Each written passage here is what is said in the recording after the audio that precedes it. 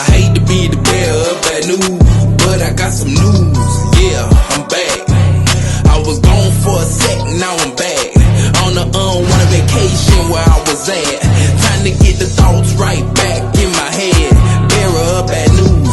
Yeah, I'm back. I hate to be the bearer of bad news, but I got some news. Yeah, I'm back. First day out, all I needed padding, something to write with. Going out, now I'm in the booth and I'm going in. Feel some type of way, well I tell you now I feel the same. Ain't nobody give me a pop, man, to piss in. Mama never held my hand, running around wildin'. That's what the older Zoes call me. My god brother KG, blacker than any African, but he's smoother than any criminal that I ever seen. Y'all already know who my right hand man is, Mr. Teflon. Any living little Pakistan, man, I missed my man while I was gone in the can. All I had time to do, man, was sit back and think, reconstruct my brain. Now I'm ready to get back in the paint. Double dribble, turnover. Now I'm playing defense. Hardcore in the water is more like single swim. The way that I'm smoking, call it the ocean twin. KWIK. Daily devotions. Whoo. It's 1111. They say you're supposed to make a wish when you see that. I do it a little bit different. Instead of making a wish, I like to say what I'm grateful for. You know what I mean? Because I don't really wish. If I do, I make them come true. But, yeah, whenever you see multiple numbers, 4-digit numbers, 3-digit numbers, think about what you're grateful for. First and foremost, think about what you're grateful for. Because, you know, there's so many patterns of ways they tell us how to necessarily interpret a number. And the reason why I'm telling you about interpreting numbers is because I learned how to interpret numbers being behind bars in the jailhouse. And I remember the first time that I even encountered a number was I was walking into the cell I was going into, and you know, it has numbers at the top. And the first number just like rung at me. And honestly, you know, I was aware of things. Especially think about it, being in jail, you're more into it. I say that real quick because 11:11 was just on the clock right when I started this, and that's something to be grateful for. You know what I mean? And what I'm grateful for is my growth. What I'm grateful for is being able to help my peers. You know what I'm saying? Climb out of the mud. You know what I mean? Being stuck. I'm talking about dick in the dirt. Can't get it out, man. You know what I'm saying? And you know what? The celebration is honestly putting on that coat to let you know that, hey, I've been down there before, but now I'm back. You know what I mean? And you know, I'm doing this devotion right now, actually, with one of my peers. You know what I mean? And it's kind of cool because I've never done a devotion in front of someone, and I don't have that vibe of wanting to show out in front of somebody else. So I'm very grateful for that. You know what I mean? Especially after seeing 11:11, I'm telling y'all really how I feel right now. And you can hear the bliss in me, dog. Like, I am happily, blissfully right now, dog. You can feel it. And today, you know what I mean? Yeah, dog. Oh, Pierre tell me that. Pierre telling me he can feel it. But today, on this devotion, we're going to talk about junkies, dog. Yeah. And the reason why I bring up junkie is because I really... I use that name more so like it's a state of being, you know what I mean? Like, it's a character. Like, I don't look at that person any less than a millionaire. And that's what the Bible means when he says, you know, even the poor, like, you know what I mean? The person in the back, he says, when you come and stay in the back, so that way the person's party that you're at can offer you to move up to the front. Or he says in the Bible, what would you do? Would you give this seat here in the front to a man that you know has money? You know what I mean? That's about it, like good and well in that type of department? Or would you give it to a person that's low, you know, that's kind of more so a junkie, so to say, state of being? Because the person that's honestly the junkie is who you're supposed to treat as though they are the millionaire. You know what I mean? The big bread person. Why is that? Why is God's, you know, laws in the universe so different than how we really treat them. Like, everything that we do is almost against how God works. And it drives me, like, there's nothing that drives me up a wall. Like, you know how you say those words? I don't say those anymore. Like, it drives me up a wall or it confuses me. No, it makes me honestly laugh because of that. It makes me laugh because we're so confused with God's law. And we think that we know his law. Like, if I say something to somebody, they'll be like, man, nah, it's not that. And it's like, how can you tell me I am when you don't know who I am is? I am not awoken. You get what I'm saying? So the word junkie, right? We know that universal word.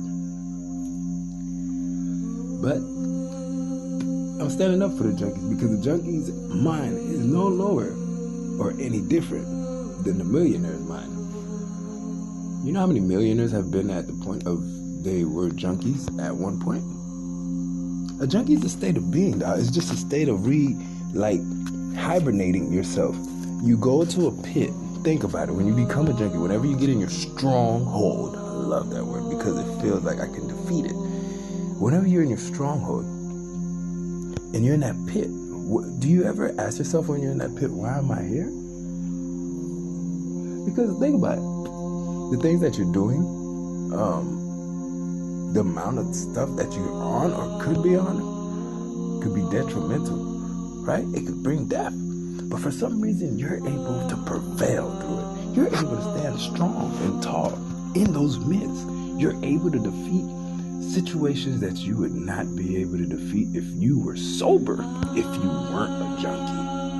You wouldn't be able to do it. See, the millionaire's mind that has been a junkie before, if he's never been a junkie before and he's a millionaire, and somebody in a situation has a junkie experience, such as maybe passing out on the side of the road, riding their bike, they don't necessarily, I can't speak for all, but they won't necessarily have the heart to want to help that person. But the millionaire that was a junkie before and sees somebody falling down like that is the one to pull over their McLaren, on a median to help someone like that. So that's the difference between experience. Experience, right? To experience something, you have to what? Feel it. And everything with spirit, with God, is feeling it. So he does, that's why he says there's no condemnation, because for you to understand the junkie, you have to become the junkie. So he doesn't have no problem with you becoming the junkie. He doesn't love you less. He actually loves you more because you will understand the junkie when you change your state of being from being a junkie state of mindset to being in the millionaire set. See, being a junkie and going to a millionaire mindset is nothing but a shift. It's nothing but a vibration. It is not hard at all. But it's just like, how do you stay off, the booze? How do you stay off the alcohol? How do you keep them out of your office drawer, right? It's how do you stay on that frequency of being a millionaire? That's what God is speaking about in the Bible when he says, take off the old man and renew it with the new man. Meaning change the speech in the mind. For you to change the being that you are, the state of being you are, for you to change from being from a junkie state of being to a millionaire state of being, or from being a junkie state of being to a teacher. I'm going from a junkie to a millionaire because it's such a drastic change and it makes more sense. For you to change from being a junkie to a millionaire state of mind, you must first change the speech that's going on inside your mind. You cannot keep thinking about necessarily the booze, the bottle, you know what I'm saying? Like me, I used to think even something like this. I used to think that, man, if I don't drink, I wasn't going to perform well in bed. That's how far I allowed drinking to make me feel as though I were who I was. That I would not even perform well in bed if I didn't drink. Now, this is something deep to me, but the reason why I'm sharing it is because I think that a lot of men, or even women, or other, just others, men or women, feel this way. You know what I mean? Think about it like this. When's the last time you necessarily even had sober sex? Sex is its own ecstasy climax in itself. But when is the last time you've had sober sex and felt the exhilaration from that itself, in itself, the antidote that's inside of us, right?